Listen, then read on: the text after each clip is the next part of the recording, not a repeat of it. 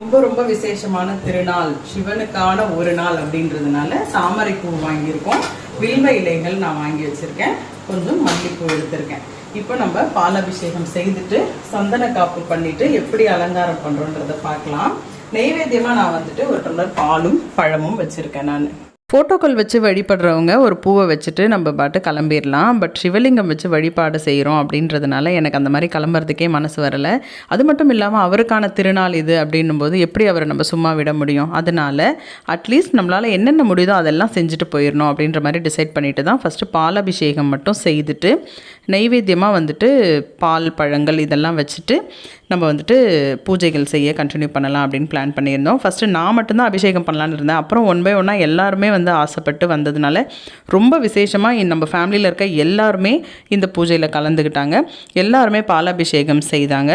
அதுக்கப்புறமா வில்வ இலைகள் கொண்டு அர்ச்சனைகள் செய்திருந்தோம். அர்ச்சனை செய்துட்டு சுவாமி மேலேயும் நந்தி தேவர் மேலேயும் பூக்கள் போட்டிருந்தோம். என்னோடய மாமியார், என்னுடைய கணவர், பசங்க எல்லாரையுமே வச்சு இந்த வில்வ இலை அர்ச்சனையை நான் செய்திருந்தேன். இது வந்து ரொம்பவே விசேஷமான ஒரு திருநாள் அப்படின்றதுனால எல்லாரையுமே வந்துட்டு இதுக்காக நான் கூப்பிட்டு பண்ணியிருந்தேன். ஒரு ஃபேமிலியில் இருக்கோம் அப்படின்னு சொன்னால் மற்ற நாட்கள்லாம் நம்ம எப்படி வேணால் இருந்துடலாம். சில விசேஷங்கள் வந்து எல்லாரும் கும்பலாக செய்யும்போது நல்லாயிருக்கும் இல்லையா? அந்த மாதிரி எதிர்பாராமல் எல்லாருமே வந்து செய்தாங்க இந்த விசேஷத்துக்கு. ரொம்ப சந்தோஷமாக இருந்துச்சு. நான் வந்து கரெக்டாக கோவிலுக்கு கிளம்பிக்கிட்டு இருந்த டைம் அது.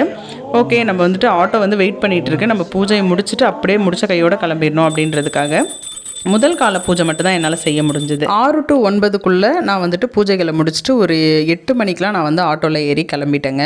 சுவாமிக்கு பாலாபிஷேகம் பண்ண கையோட வில்வ இலைகள் கொண்டு அர்ச்சனைகள் செய்துட்டு அதுக்கப்புறம் சுவாமியை நல்லா க்ளீன் பண்ணிவிட்டு சந்தன காப்பு பண்ணியிருந்தோம். இங்கே பாருங்கள் எவ்வளோ அழகாக இருக்கார் நம்ம சிவபெருமான். சந்தன காப்பு அவருக்கு சாத்திட்டு அவருக்கு வந்துட்டு ஸ்வர்ணாபிஷேகமும் செய்து முடிச்சுட்டு தாமரை பூ சாத்தியிருந்தோம். ரொம்ப விசேஷமாக ரொம்ப சந்தோஷமாக இருந்தது. அப்படியே நம்ம பெரியாண்டவர் என்னுடைய குலதெய்வம் அவரையும் கையெடுத்து கும்பிட்டுட்டு அவர் கோயிலுக்கு நாங்கள் நைட்டு கிளம்பிட்டோங்க.